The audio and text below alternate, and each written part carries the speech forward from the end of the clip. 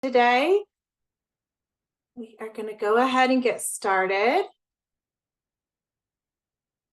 Let me share my screen. All right. Hi, everyone. I'm Lori Bartzak with Community Wealth Partners, and I'm really excited to moderate this conversation today. In case you're not familiar with us, Community Wealth Partners is an intermediary organization that works with nonprofits and foundations to help them fulfill their missions. And a core belief of ours is that strategies and programs are more effective when they center the perspective of the people that are impacted by them. So in our work, we've been really fortunate to work with and learn from organizations that also share that belief. And we're going to hear from two of those organizations today. My colleague Simone Swanson is also here today. So if you need tech support while we're together, please reach out to Simone via the chat. So today we're going to be having a conversation with four people that are representing two different organizations. First, from Greater Rochester Health Foundation, we have Danette Campbell-Bell and Sasha Lewis. Danette is a staff member at the foundation. She's a senior program officer, and Sasha is a parent leader facilitator. And you're going to hear more from Danette and Sasha about how the foundation has centered parents in its work to ensure that children and families have what they need to thrive. We also are lucky to have with us today Minerva Delgado and Megan Lovelace, who are representing the Alliance to End Hunger. Megan is a farmer, mother, and lobbyist, and she's also a board member of the Alliance. And Minerva is the director for coalitions and advocacy. And as you'll hear later today, Minerva and Megan are going to share more about how their organization has evolved to include the perspectives of folks with lived experience on the board of directors, as well as in other ways. So before we dig in, I just want to share some definitions and a framework to help us kind of all enter the conversation with some similar ways of thinking. So first, here's what we mean by community. Community can mean a lot of different things when we talk about sharing power with community. But for this conversation, we want you to think about people with the lived experience of the issues you focus on. So depending on your mission, it could be residents of a certain geographic area that you're focused on, or it could be people with lived experience of the issue you're working on. If you're a grant maker, it could be your grantees are part of your community, the nonprofits that you fund. It also could be the people that those nonprofits serve. So those are just some different ways to think about community. And also, we're going to use this definition of power. I'll just read it. It's an actor's ability to influence an outcome. This is caused by asymmetry in relationships, and power can be used both positively and negatively. So we really encourage you to think about how you're leveraging your power as you listen to this conversation. And then I wanted to share this framework. This is something we use all the time in our work. It comes from an organization called Facilitating Power, and it shows a spectrum of how an organization might engage community. So all the way on the left, there's ignore, which I know none of us are doing, but then there's inform, which is, maybe just giving information and it's more one way. All the way to the right is defer to, and that's about community ownership. So I want you to just take a minute and consider where you think your organization is on this spectrum, and where you'd like to move to. And so hopefully, if you just think about where you are and where you want to move to, then maybe as you're listening to our guests today, you can start to think about ways that you might be able to move along the spectrum if you want to go farther right.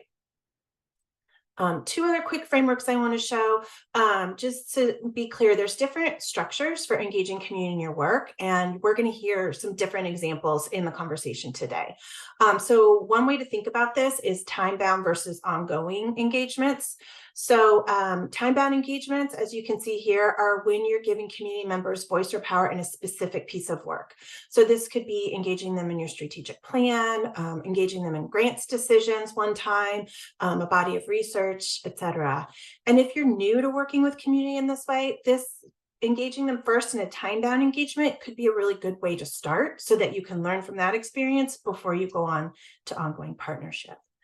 And as you're going to hear today, both of the organizations that we have here have moved to ongoing partnership with the community. And you'll hear more about what that looks like in the conversation. But some examples are giving community perspective seats on the board or hiring them as staff. So that's just a little bit of grounding to hopefully help you think about what you're about to hear. But with that, I'm going to kick off the conversation with our guests. I have a few questions that will get us started, and then we are going to open it up to questions to the audience. So feel free to just be thinking about your questions as you're listening to the conversation. But Sasha, Minerva, Megan, Danette, it's great to have you all here. Thank you so much for being here. My first question is for Sasha and Megan, and I want to hear from your perspectives as folks that maybe represent community related to these organizations. How and why did you both begin to engage with the organizations? And then also, can you share how it's evolved? Megan, would you like to start? Sure, thank you. And thank you all for being here today, being willing to learn and grow with us. My journey of advocacy started when I was born. I'm from an orphanage in Chicago and was raised in Detroit in a rise and resist culture. I was able to see community advocacy from the moment I can remember. And when I moved to Colorado as a farmer, what I realized was there were so many folks who didn't have enough food to eat. So I started a farm at my local Salvation Army and worked with the community. All of that work was led by our community members. These were folks that were visiting the food bank to have food and wanted to raise their own food on site. We took the lead from our community and grew that organization, which exists today with leadership from clients from the food bank. I went on to work in public policy with Rocky Mountain Farmers Union and National Farmers Union, working on the Farm Bill and policy that works for not just the folks who own the land where your food is raised, but the folks who are working the land. So working in farm labor, trade, and really taking back our sovereignty, taking back our food. I met Minerva through my work in Washington, D.C., and really learned a lot about not just the Alliance, but about really the progressive leadership within the Alliance and how the Alliance was willing to dive right in with community and let community voice lead. I'm very grateful to be on their board for several years now. And what I noticed was I was the only member of the board with lived experience. However, from the moment I started on the board, I was met at an equal playing field. There was never a time when I was looked at as just the one we'll ask, because let's ask the person who's experiencing hunger. I was treated the same way that the CEO is treated. And I believe that when we are given that platform and that voice, that it really does allow us to collectively shift outside of the idea of service and into the idea, not just of power sharing, but power shifting, being recognized as the experts that we are when facing food insecurity, when facing poverty, and being given that power hasn't just changed my life or the lives in my community, but it's changed the way that the Alliance thinks about the work they do and how they do it. And it's been really exciting to be a part of that process. I'm happy to be here today. Thank you. Thank you, Megan. Sasha, what about you? How did you start to be involved with the Greater Rochester Health Foundation, and what has that journey looked like over time? Thank you for having me. So my journey did not start with an organization. It started as a parent. So my child's educational needs were not being met, right? And as a parent, like the impacts are immediate. And so I thought it was going to be a simple conversation. I was going to go to the school, talk to the teacher and the principal, and we were going to wrap this up because, they're on our team. Well, what I learned was that there are systems, right, that I don't have to deal with, that they have to go through. And I had to learn how to navigate those systems in order to have my child's need met. What I thought was going to be a quick conversation was a 2-year journey. And what I realized through that journey is that or situation or family situation wasn't unique. There are so many families who go through so many frustrating things, having to navigate systems to have simple needs met, and how much work that is and how frustrating that is. And so that kind of launched me into educational advocacy and parent engagement. And as I involved myself with more work in the community and learned about different opportunities to show up and advocate and hold space for others who don't know how to navigate these systems, while I was learning, I get to bring that to this space. And that's how I met Danette and started working with the Greater Rochester Health Foundation in those spaces of advocacy and lending voice to, understand that being an expert means that you have lived experience. It's not just the people at the table who get to make those decisions. And to be honest, like most of the times, the impacts of those decisions are faced by the people living those lives. And those people are not necessarily the ones at the table making those decisions. And so we have to like rethink how we work together so that the community also benefits, right? Because I do think a lot of the organizations mean well, but there's a missing piece to that puzzle. And how do we rework that so that there's mutual benefit and greater impact, positive impact and outcomes for our communities when we work together? Thanks, Sasha. I just want to double click on the mutual benefit and greater impact that comes from working this way. I think we all agree with that. So Danette and Minerva, we'd like to hear from your perspectives now. Maybe Minerva, we'll start with you. How did this work begin for the Alliance to End Hunger? How did you begin to center community in your organization? Thank you. Well, first of all, thank you for having me, and thank you for producing this amazing field guide. I think it's a wonderful contribution to anyone who's interested in community engagement work.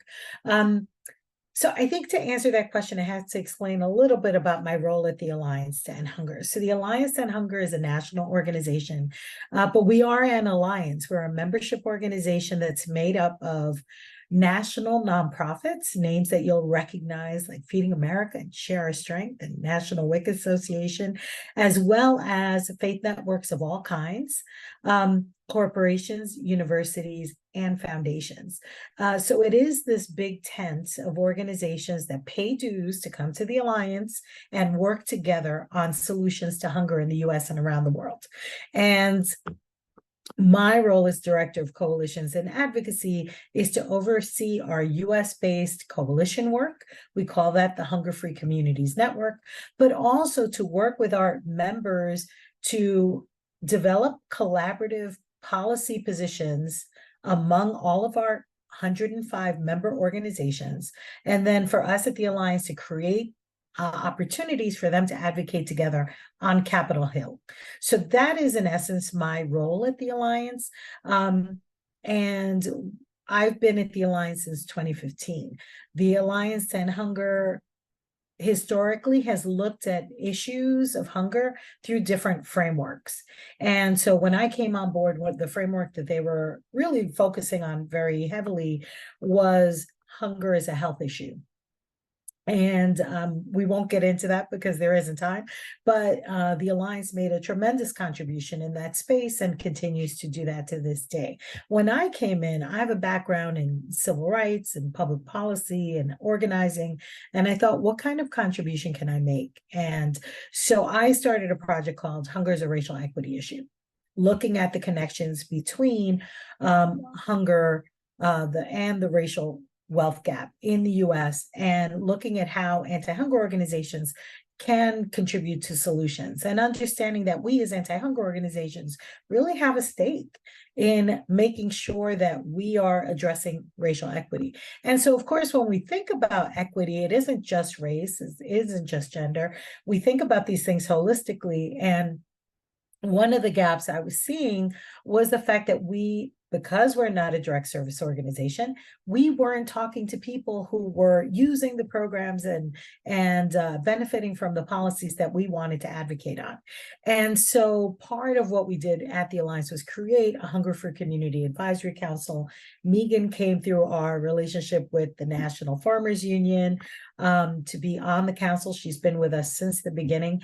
And that really started this movement within the Alliance, and happy to get deeper into sort of how that has grown.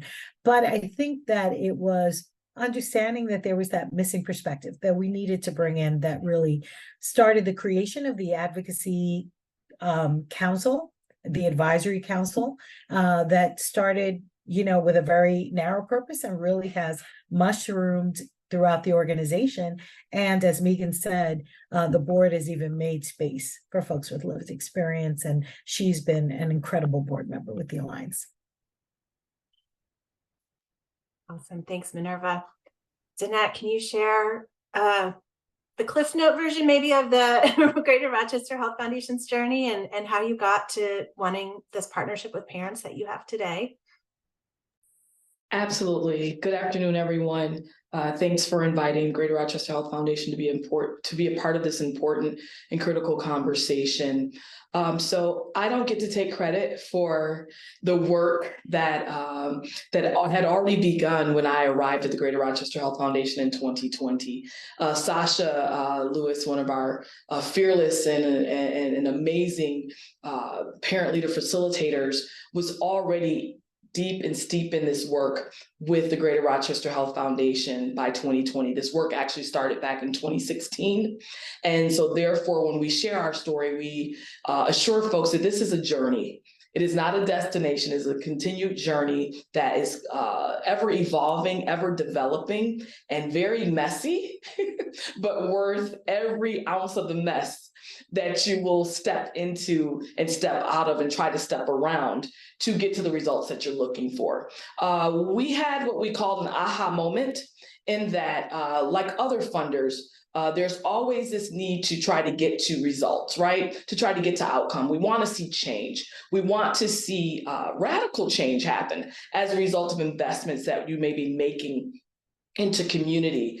And what we were realizing is that, wait a minute, we may have some expertise, but are we the true experts on what is really happening? And how can we continue to address challenges, issues, problems, inequities without the folks who are most impacted not being at the table, not having something to say about that? So the Greater Rochester Health Foundation in 2016 invited some parents to really, and what Sasha was really aiming at was invited them to come in and sit with us and to review some things and to talk about what parent engagement looked like, right?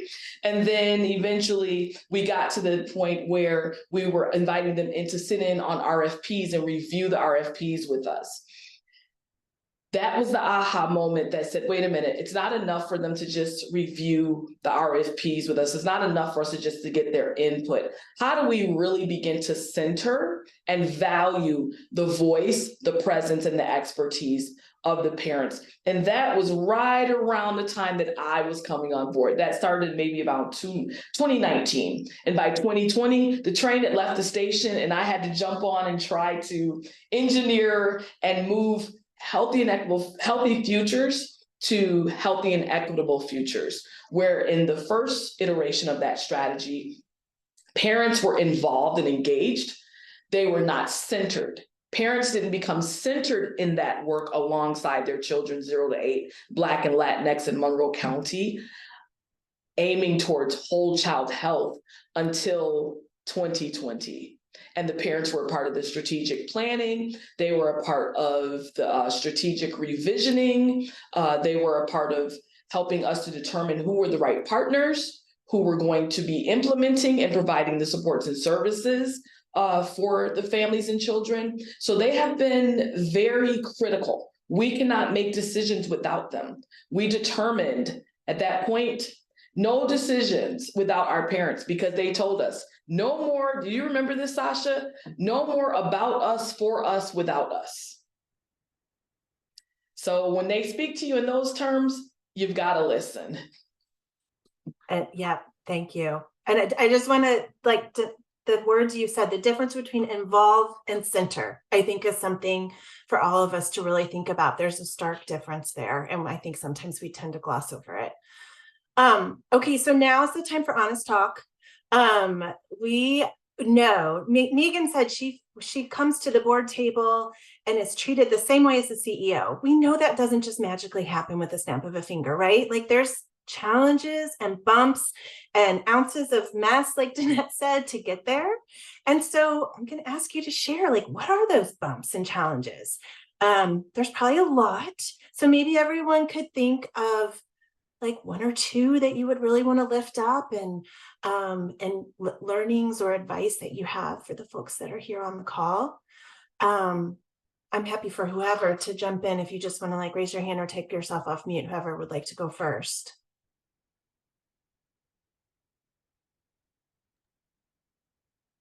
Go ahead, Minerva. I'll wait. I'm happy to jump in.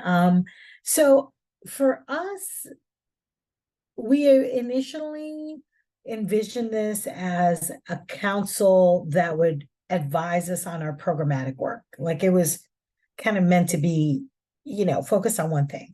And but after all, we started asking the advisors like their opinion about our policy positions. And they really challenged us and said, well, why aren't we at those meetings where you're making those decisions? Good for them, right? And so we had to really rethink like what expertise is and how you define an expert.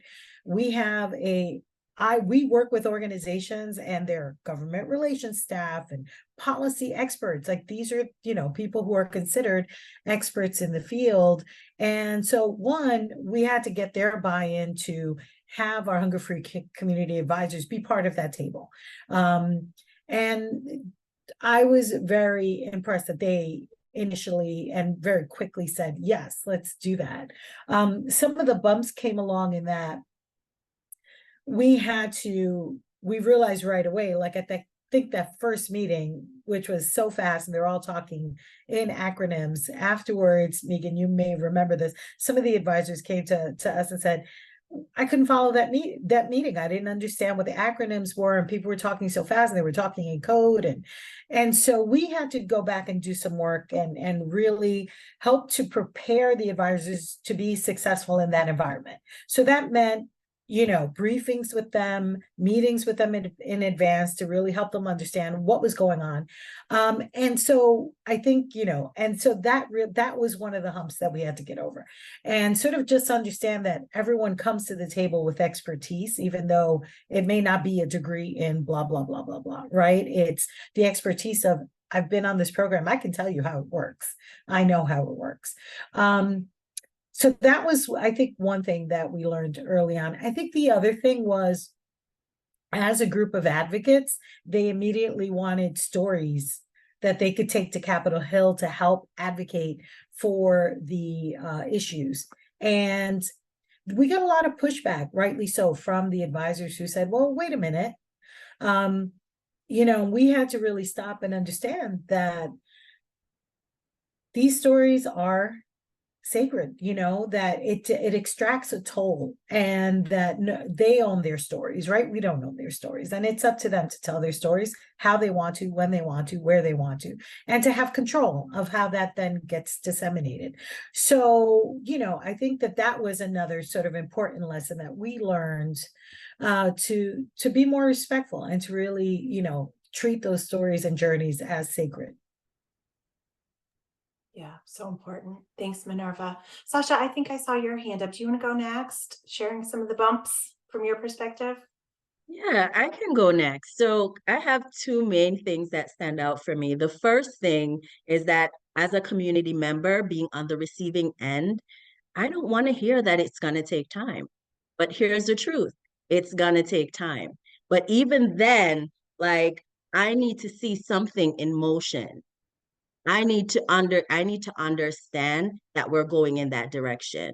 So when you come as an organization and you ask for a survey or you ask for opinions or whatever it is, I need you to come back with fidelity, and I need to see that what my contribution was, you actually acted on that and made a change, right?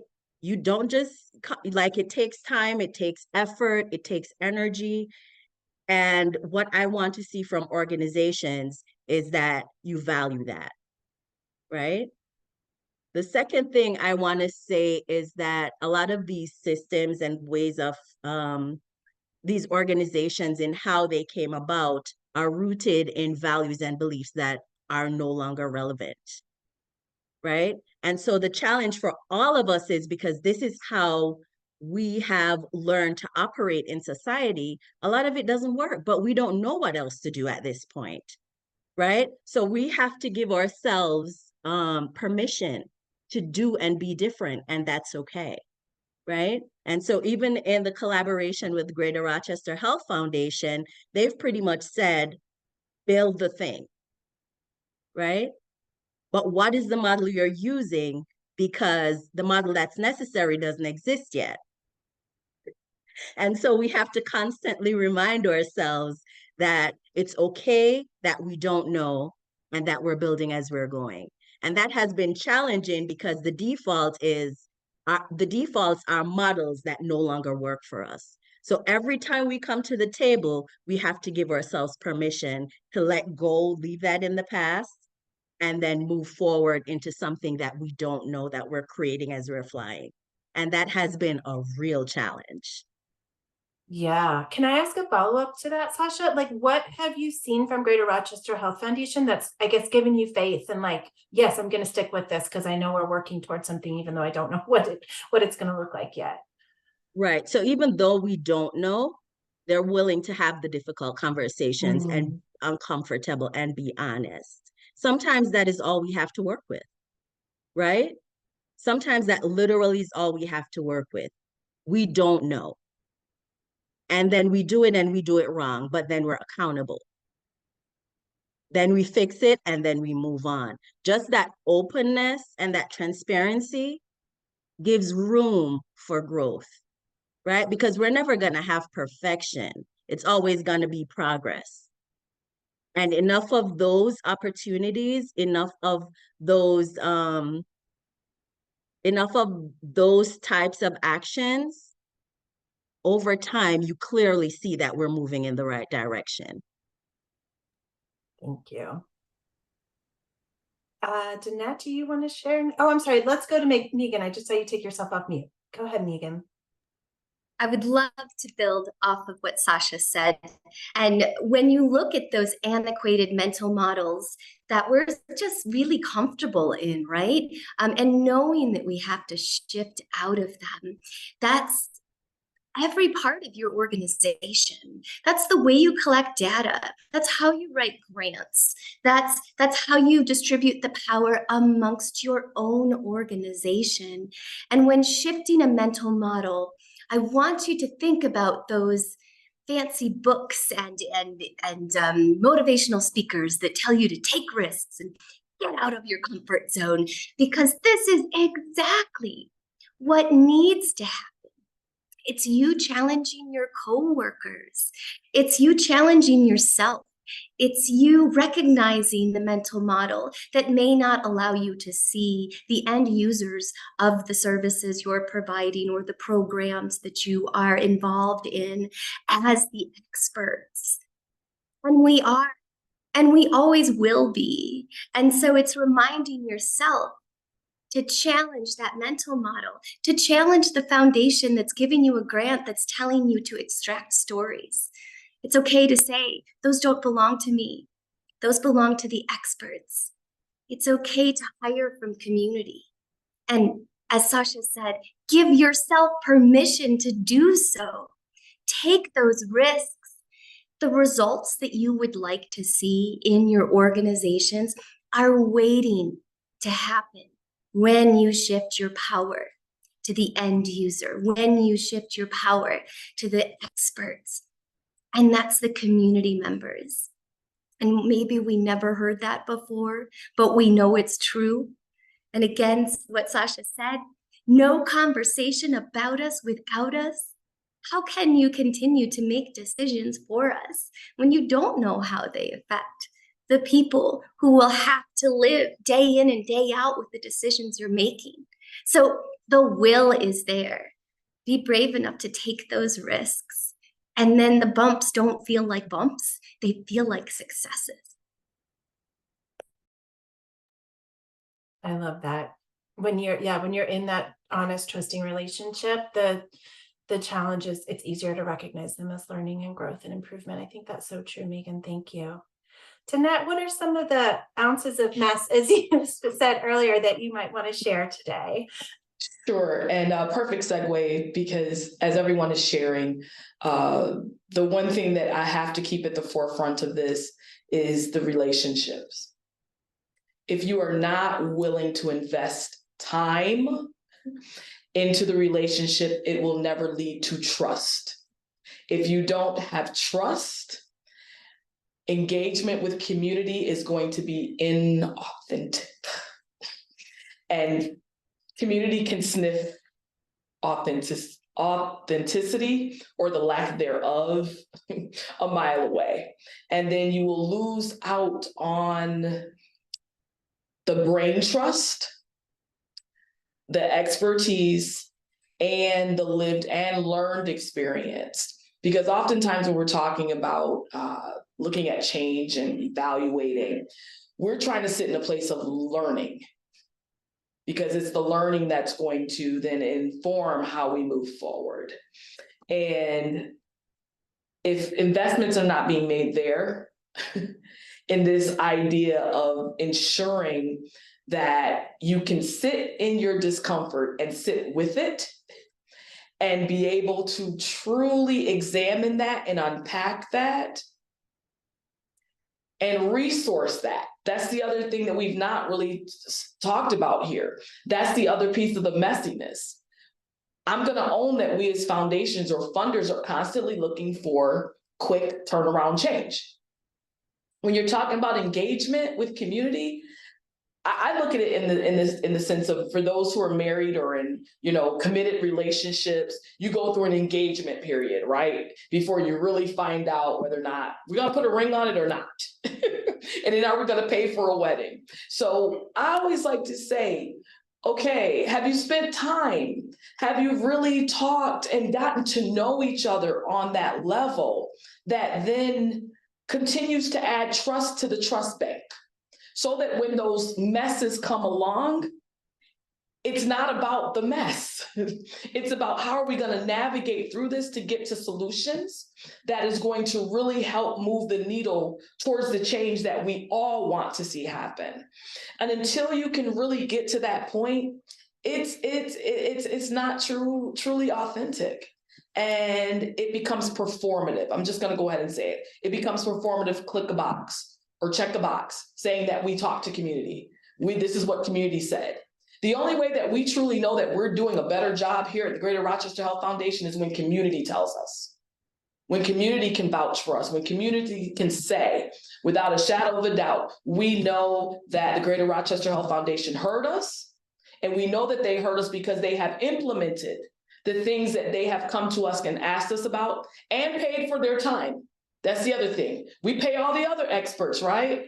We got to pay the community experts for their time as well, and pay them good too, because they're bringing goodness to, the equation that we're trying to solve. And lastly, I just want to continue to add, again, start somewhere. I cannot emphasize enough that it is messy, but it's worth it. It's worth it in the long run if we want to see the change that we say we want to see. And if we really don't want that, don't even go into this, because then instead of helping, you're actually harming more than you're really helping. And that's the other flip side of that. And we never want to do more harm. We only want to help to move things in the right direction towards the change that we really desire to see happen. So look at what's in your reach. There are things that are in your reach. Stop passing. I've said this before. Lori's heard me say this many times. Stop passing by the cans, going straight to the cans.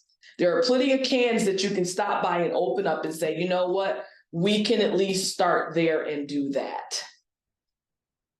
You may not get to the point where we are right now. Like I said, this has been a 7-year journey the Greater Rochester Health Foundation is on. We didn't get to the point where the parents are literally making every single decision about the Healthy and Equitable Future strategic focus area, from grant making to marketing and communication to evaluation and learning to all of those parts and pieces. It did not start there.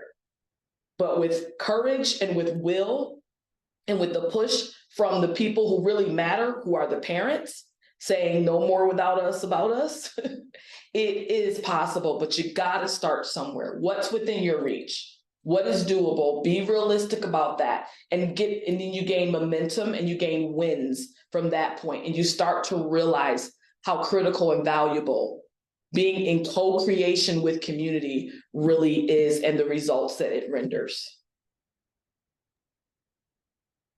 That's great. There's a Megan just put something in the chat. Make them staff with benefits. I think that's happened recently at Greater Rochester Health. Isn't that right, Danette? Do you want to share a little bit about that? Yes. How did I not say that? So yes, one of our parent leader facilitators, Maurice Haskins, who has been with us within the parent leader facilitator role for about 2.5, 3 years. He is now the program officer for the Healthy and Equitable Future strategic focus area. And that was a huge shift for us because, in philanthropy, most times we do not hire from community. Those positions are often not preserved and reserved for people who even look like me, let alone a Black father from the community who is now in this role, who's informing this work and helping to lead this work. So we are super excited about that. And lastly, our board, and I have to say this about leadership, I can't leave this out. Our CEO, he reminds us of this. He said, Danette, the parents tell Maurice what to do, or our former colleague, Anita.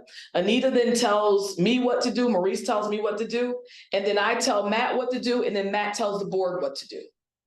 That's the chain of command. But the leadership and the board have to be on board with this approach in order for this to work. And they have to be the ones to help carry the water as well. It's not about putting the pressure just on this end of it. It's putting the pressure on the top end so that we have what we call distributed leadership model and decision-making. Congrats to you all. That's wonderful. So I'm already seeing questions come in, which is wonderful. So for our friends that are here, you can use the Q&A icon at the bottom of your screen to add your questions. I'm going to ask one more question to the panelists, and then I'll go to the questions from the folks listening here. So we have a lot of people here today. I'm imagining they're wanting to learn how to get started in this work. As Danette said, you start somewhere. So any advice or suggestions that you have for what might that somewhere look like? And I'm especially interested in thoughts about how do we start this work and make sure we're not causing harm, or at least do everything we can in our power to try not to cause harm, right? Because that, I think, can be a big risk when you're just starting. Who would like to start? Thank you, Sasha. Go ahead. The first thing is about mindset, right? In everything. So what I would offer is that, especially for organizations, that you see the people you serve as a partner, right? They have something of value, but you can never receive that unless you see them as your partner. Once that relationship is forged, then it's amazing what you can accomplish. The people we serve have something to offer us. We're not there to give them something. It's a mutually beneficial relationship. There is so much that we can learn that you will never get out of going to school or from a book, that you can learn from people.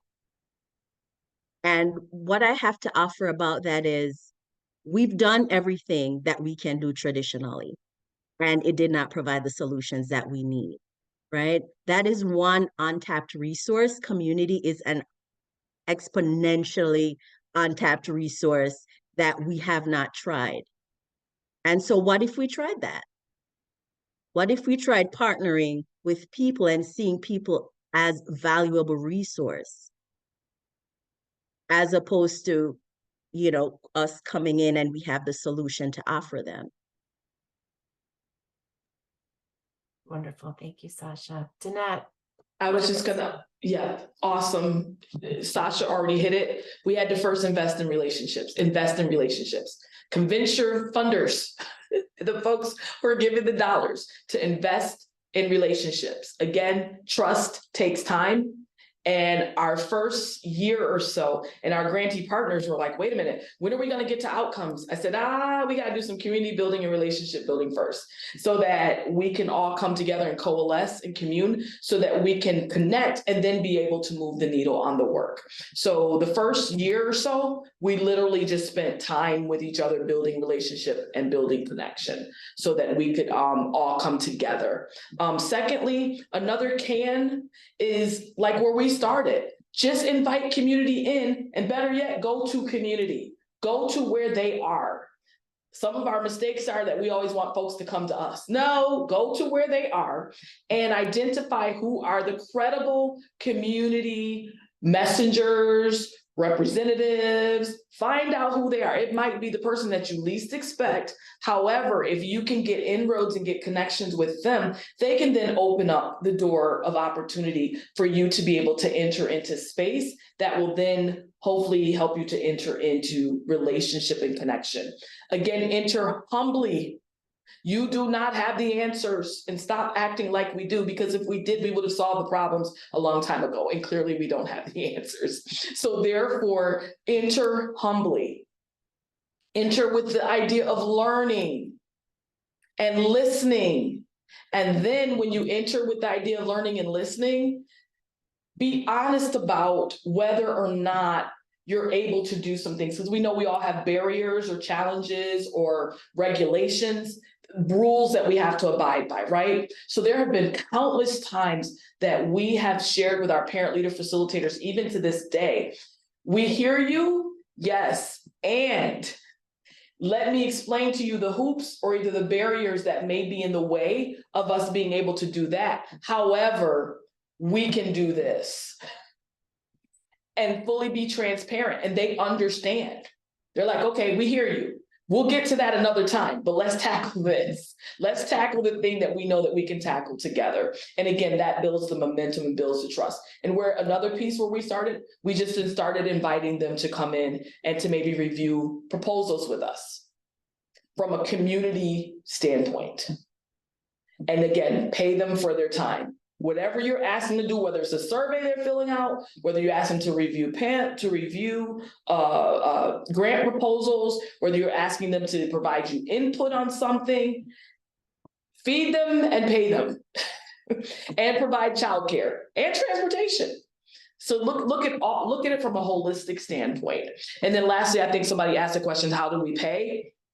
We pay them through stipends. We also understand that what we've learned as well, right, Sasha, is that everybody does not want to be paid in the same way, because it may infringe upon their benefits or other resources that they have coming in. So it's not a cookie cutter approach. You've got to be nimble and you got to be flexible. And if you're not willing to be nimble and flexible, again, do not get into this work, because you're going to have to make adjustments along the way. And you just never know what's going to come up. But you got to be ready to be nimble and be responsive to the needs of those who you are looking to be in partnership with, engaging with, and really honoring them in every way that you possibly can.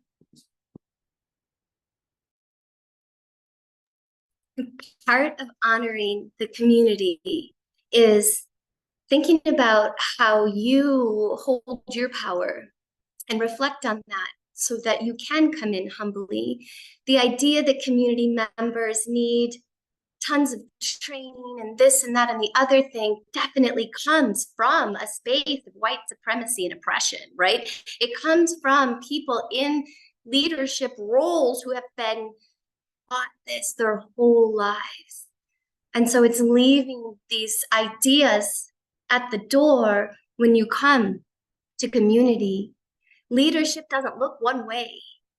And people who have existed in spaces where they have not had the access necessary to live thriving lives, whatever that looks like for that community, All of those people have fabulous, fantastic leadership skills and ways to navigate situations that perhaps someone with lots of letters after their name has no idea how to do.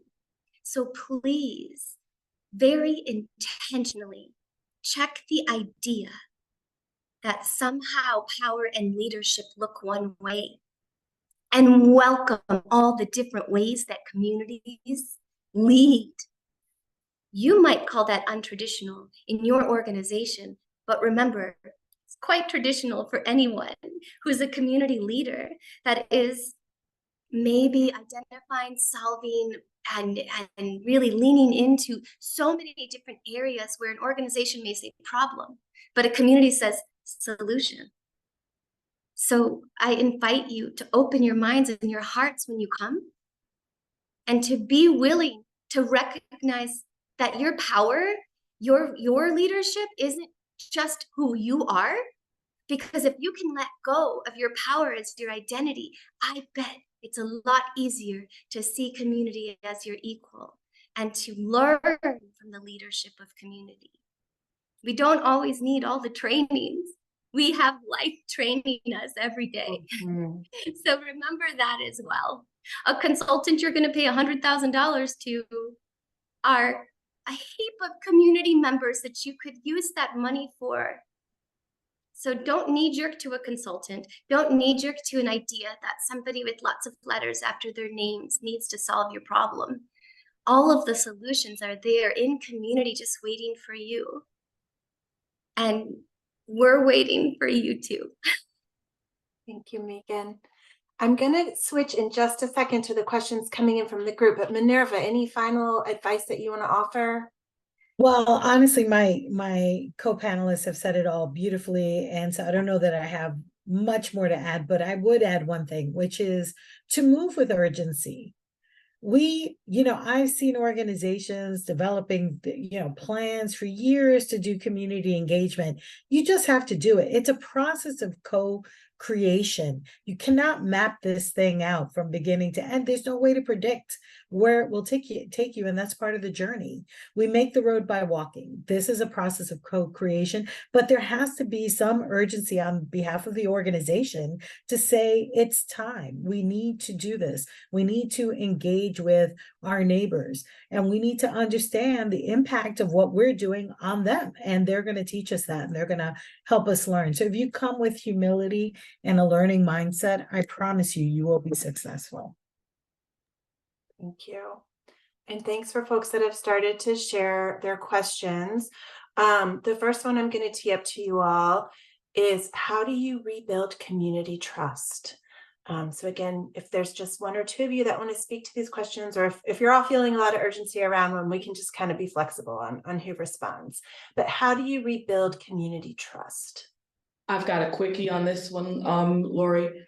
So the Greater Rochester Health Foundation first had to own its its perpetuation of, and its stance on being complicit to being a part of the problems and challenges of upholding white supremacy culture, and not showing up in and with community in ways that would make community trust us. We had to own our history and own our past and our mistakes that we've made, and commit to doing differently, but not just commit with our mouths, but commit with our dollars. And then begin to put money into places and spaces that we never had before. And when we started doing that, that's the only time they believed us. They did not believe us until we did it. And once we've started doing it, and we've been doing it for about going on 4 years now, the trust levels with our community has gone through the roof. We've made a great turnaround, still ways to go, and still making mistakes as we go and learn. But because we've been transparent and we have owned our stuff, community says, okay, we think you guys are legit. Therefore, we will continue to give you a chance. Even though you mess up from time to time, they will give us a chance. And the Greater Rochester Health Foundation started hiring people from the community who had lived and learned experience, who looked like the people that they were attempting to to support and to work with. So all of those things truly do help with building and rebuilding trust and rebuilding community connection with trust, with rebuilding community connection with community, if that makes sense. Anybody else want to chime in on this one?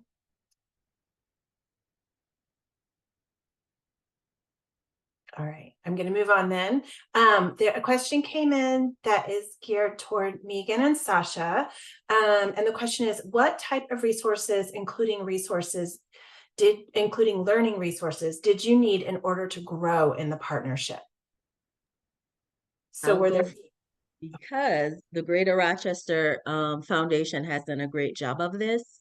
So what happened as we started moving through the role, we learned quickly that we required additional skills to support the work that we were building.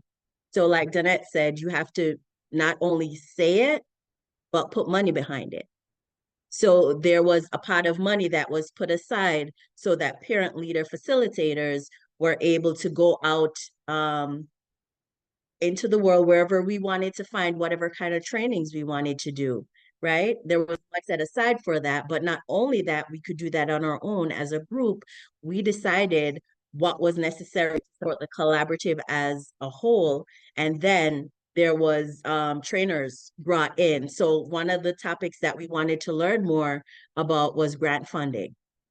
And so what we did, or what the Greater Rochester Health Foundation did, we had workshops around grant funding, right? So as we kept growing, as we moved in different spaces, we started asking for different resources in order to foster the growth individually, right, as parent leader facilitators, but also the collaborative work.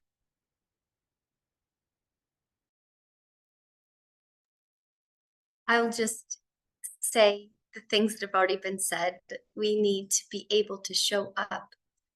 So we need to be paid, childcare, transportation, food, language justice. We need the ability to show up to the meeting, right? So if you're inviting us to the meeting and the meeting is at noon and we're working, that doesn't work, right? Show us our value by compensating us the same way that you would compensate your staff. Because when you talk about resources, there are so many assumed resources for folks in leadership roles. And you don't even think about it because you have it. For your community, it's asking in, listening in, and then understanding that these are the needs that need to be met in order for that leadership to emerge with power. And not as a marketing scheme, right? Or as a, well, we talked to the community one time, so we're good, right? Really thinking about how you are shifting your organization's power towards your community with the identified resources that they've asked for, whatever those may be, without judgment. And you'll be able to tell when your community is trusting you more. You might have some people asking for very interesting things that you thought, I just never thought of that. But that's how you know they're leaning in and they're saying, I need this to do this. That's a win. And to say that it's not something that you can do, even if your brain is thinking it, don't say that thing. Really stop and pause and think of how you can. Because that's how the community will continue to trust and build a relationship with you and show you all they have to give. Thank you.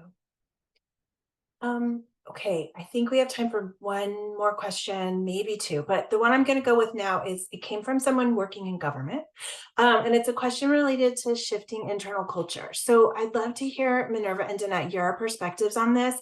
Like, I heard from both of your stories, like this didn't come from a top down. Somebody kind of situated in the middle of the hierarchy has identified this need and is pushing for change. And so what advice would you give to someone in a similar role of like, how do you begin to make the case for the culture shift or shift the culture to be able to really work this way?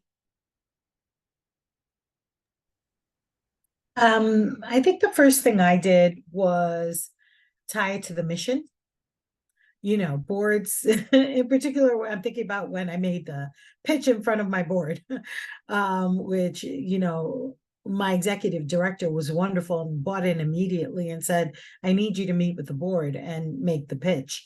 But it, you know, I talked about how if we're trying to solve hunger, we're not going to get there without the voices of those that are most impacted. It's just not possible for us to do that. We need their expertise, we need their leadership, and we need their buy-in. And so it is mission critical. So I think sort of, and exposing, since we're in the anti-hunger space, and this is true of most nonprofits, that these organizations traditionally have been built in a very patriarchal way, that really, you know, have not historically included community voices around what the problems are, solutions should be. So sort of exposing that and having them understand that we can't continue to work in this way. We need to shift the paradigm. So that really helped, I think, for our board.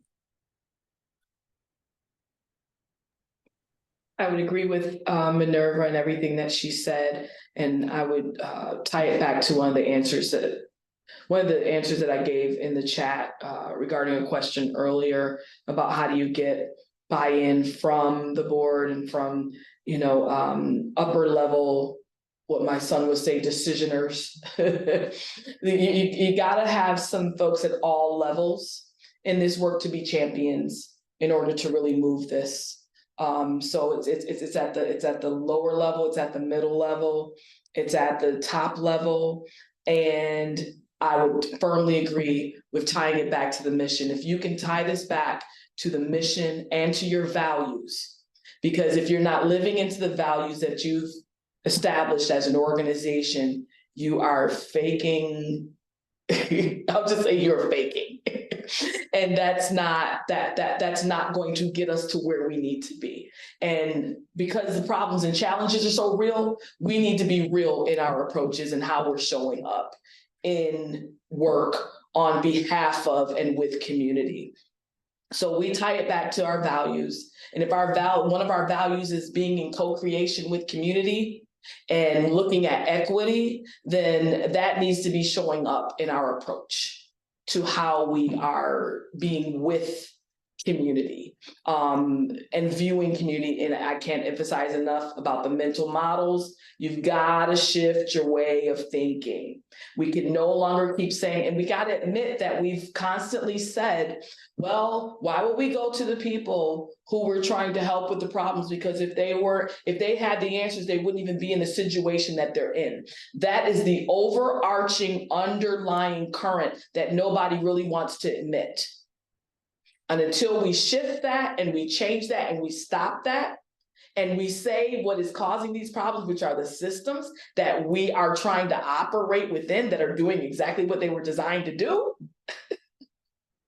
what are we really doing? There's just so much to unpack, but we've got to be real about what we're up to, what we're trying to accomplish, and be real about what the real solutions look like. And the real solutions come from the real people who are living this stuff every single day, not those of us who are sitting around the table saying, oh yeah, because I'm far removed. Yeah, I'm far removed from those things. So start there, mental model shift, get buy-in. If you get buy-in, we can then build it. No buy-in, no building it, not gonna happen. And most of all, you gotta resource it. Thank you. Megan, Danette, Sasha, Minerva, thank you so much for being part of this conversation today. And thank you everyone that's here. We referenced a field guide that we have on this topic of sharing power with community. It includes the stories of the Alliance to End Hunger and the Greater Rochester Health Foundation, at least a snippet of their stories. So there's a QR code here if you want to try to get to it today. It's also on our website, and we'll include the recording of this webinar and a link to the field guide in an email to everyone who registered.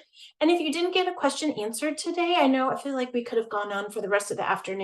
So if you have lingering questions, please reach out to me. My email's here on the screen. Simone shared it in the chat. I'd be happy to try to connect you with one of our speakers or share some additional resources with you. So with that, just want to thank everyone for being here and have a great rest of the day.